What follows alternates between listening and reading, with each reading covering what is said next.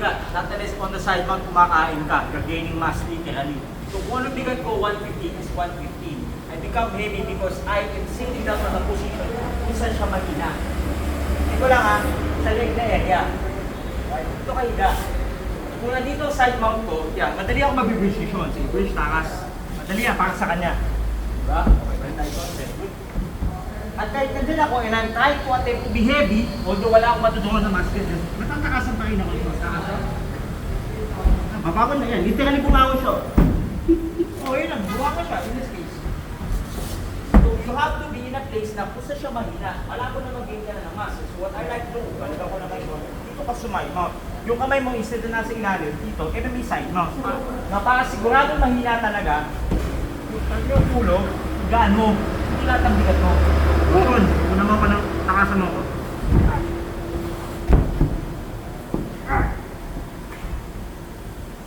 I'm not heavy. Hindi ako bumigat. Pero nandun ako sa spot na mahina yung range niya. Malabo naman na mag-bench press na ganun doon. Na elbows lang. So dito lang talaga ako. Pag makuha mo yung side mo, dun ka muna. What can you do? Rapid strikes. Kung allowed, forearm. Ito favorite ko, yes, man.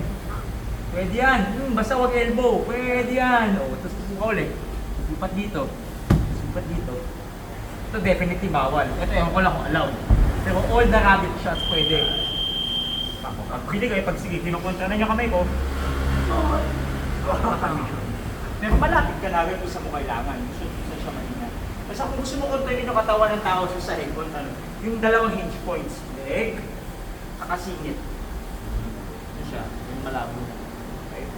So, kaya mo yung dalawa, control, mas kontrolado. Malabo na bumigat na talaga. Alis, higop ka ng maraming hangin. Subukan ng konti na to. Pero yun, doon ka sa may nanas. Ay, worse. Sa side mo ba, anong pinapaya?